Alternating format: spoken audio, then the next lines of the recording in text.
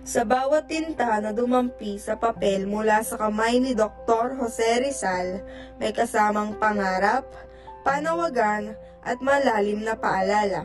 Sa kanyang sanaysay na The Philippines a Century Hence o ang Pilipinas sa loob ng isang siglo, ipininta niya ang posibleng kinabukasan at kapalaran ng ating bayan.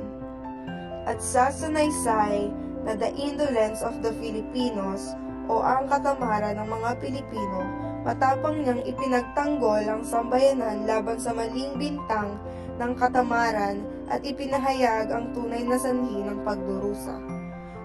Sa sanaysay na Letter to the Young Women of Malolos o Liham para sa kababaihan ng Malolos, kanyang pinarangalan at dinepensa ang tapang, paninindigan at karapatan ng mga kababaihang Pilipino.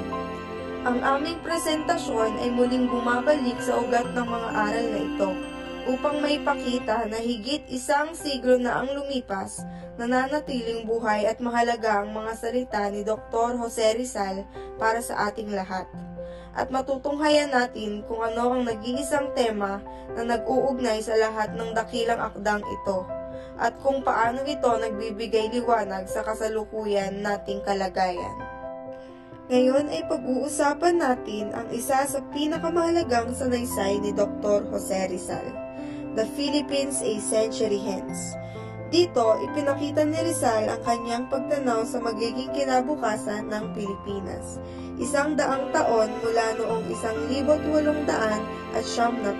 Sa dulo ng aralin, inaasahan na naiintindihan natin ang mga pangunahing ideya ni Rizal, nakikilala ang kahalagahan ng edukasyon at pagkakaisa sa pag-abot ng kalayaan, at naipapaliwanag kung bakit mahalagang alagaan ang ating kalayaan ngayon. Paano kaya ang Pilipinas kung hindi tayo lumaban noon? Baka hanggang ngayon, saka pa rin tayo ng dayuhan. Iyan din ang tanong ni Rizal. Ano ang mangyayari sa Pilipinas kung patuloy tayong sasakupin? Sa kanyang sanaysay, sinabi ni Rizal na may 3 posibleng kinabukasan ang Pilipinas. Una, mananatili sa ilalim ng Espanya kung magkakaroon ng tunay na reforma at pantay na karapatan ang mga Pilipino. Pangalawa, sasakupin ng ibang bansa gaya ng Amerika o ibang makapangyarihang bansa kung hindi magbabago ang Espanya. Pangatlo, makakamit ang kalayaan kung magiging edukado, nagkakaisa at handang lumaban ang mga Pilipino. Mahigit 100 taon na ang nakalipas at tama si Rizal. Nagkaroon tayo ng revolusyon. Natalo ang Espanya, ngunit nasakop tayo ng Amerika bago natin makamit ang kalayaan noong 1946.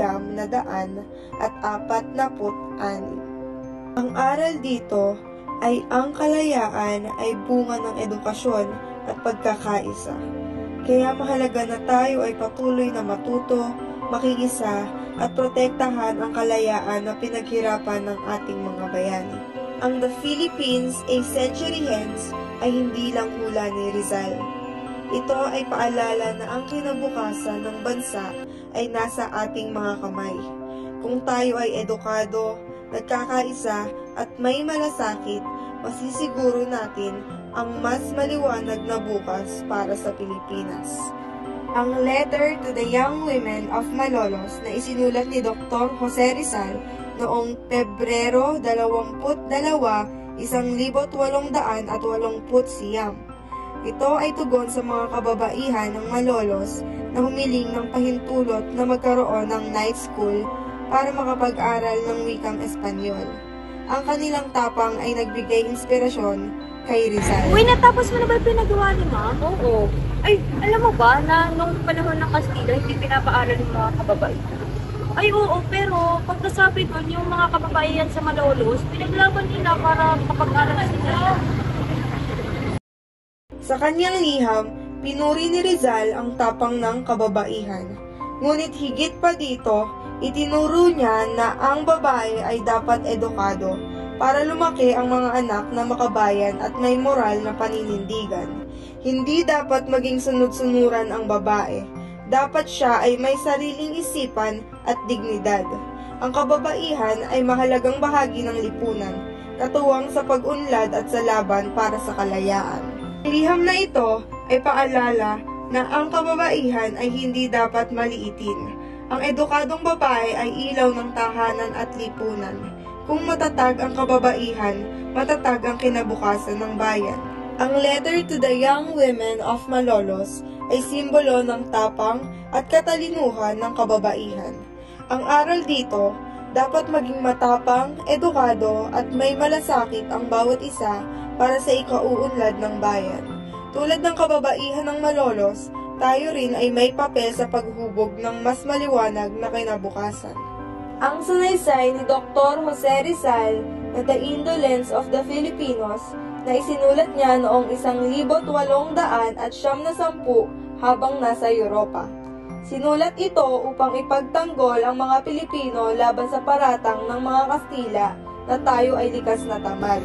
Sabi nila, tamad daw mga Pilipino ng panahon ng Kastila. Pero totoo ba ito?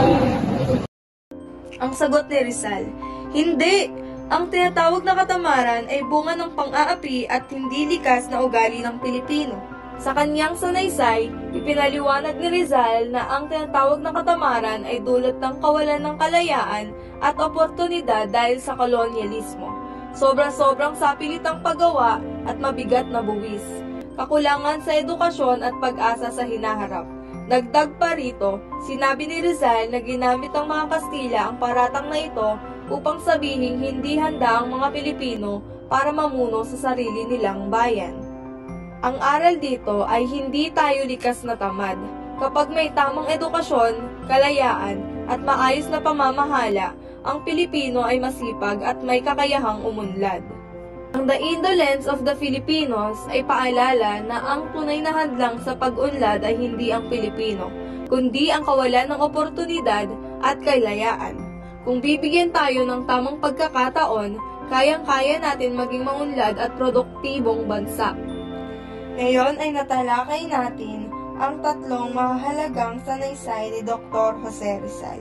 Ito ang The Philippines a Century Hence, Letter to the Young Women of Malolos, at The Indolence of the Filipinos. Sa bawat isa, malinaw ang mensahe. Ang edukasyon, pagkakaisa, at kalayaan ay susi sa pag-unlad ng bayan. Sa The Philippines a Century Hence, itinuro ni Rizal na ang kinabukasan ng Pilipinas ay nakasalalay sa ating pagkakaisa at pagnanais na maging malaya. Sa Letter to the Young Women of Malolos, ipinakita niya ang mahalagang papel ng kababaihan sa edukasyon at sa pagpanday ng lipunan. At sa The Indolence of the Filipinos, pinatunayan niyang hindi tayo likas na tamad, kundi kayang-kaya natin magtagumpay kung may kalayaan at oportunidad. Ang ating kasalukuyan at hinaharap ay nakasalalay sa ating pagkilos ngayon, tulad ng ipinaglaban ni Rizal at ng ating mga bayani. Tungkulin natin na maging edukado, responsable at nagkakaisa. Kung tayo ay sama-samang kikilos, masisiguro natin ang isang mas maliwanag, mas malaya at mas maunlad na Pilipinas.